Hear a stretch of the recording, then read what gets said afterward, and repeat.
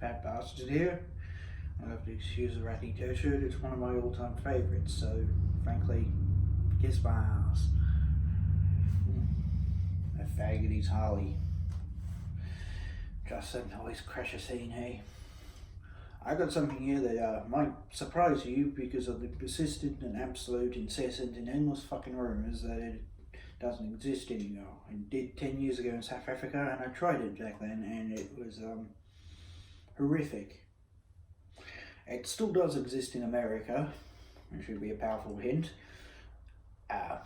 It's an infamous 80s icon. If you're American or know anything about Americana, you should be thinking, oh, you little, what the, I didn't know they still made that. That's right, it's TaB Cola.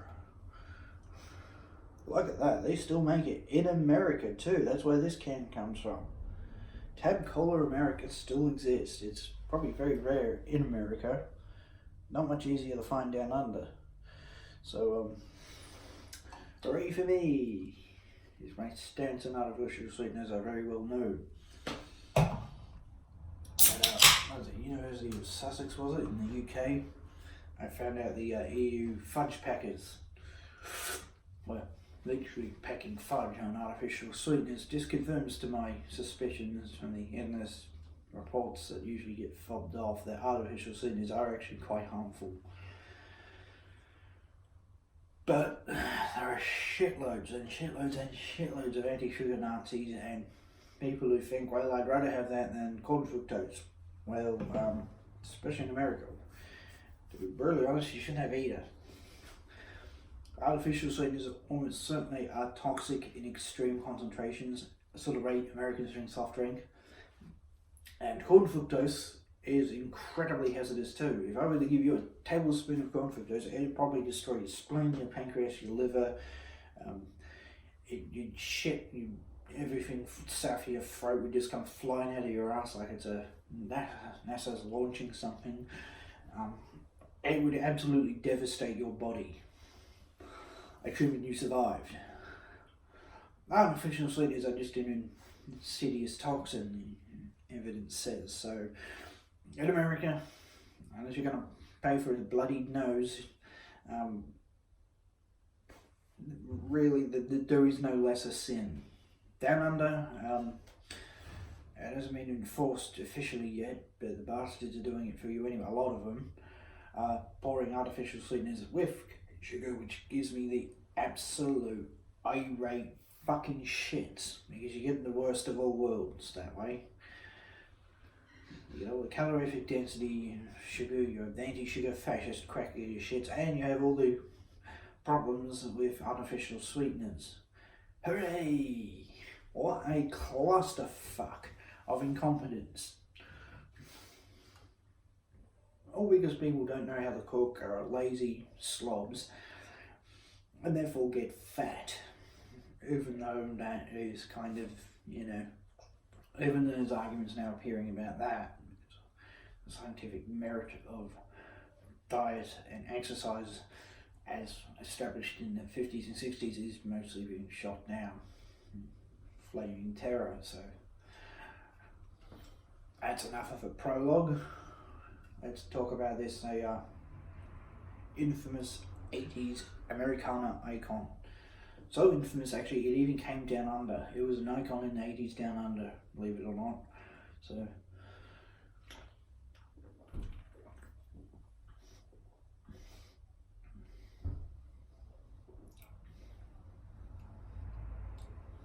ooh, it's a very distinctive cola. I was thinking, oh, let's get a cola, but different,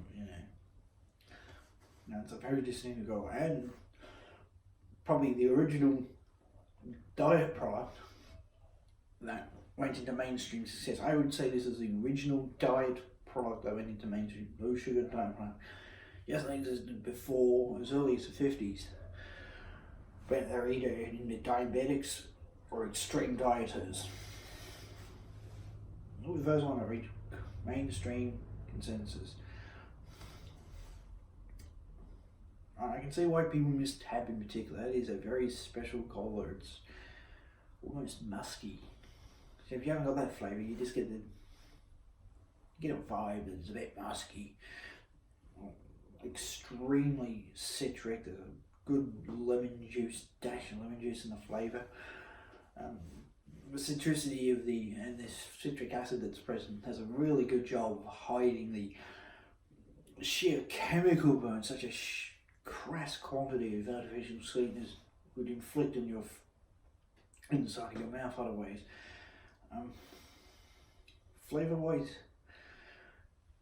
it's more like one of those cola nut drinks and Coca-Cola. So it's a very old fashioned cola but with an acidic twist.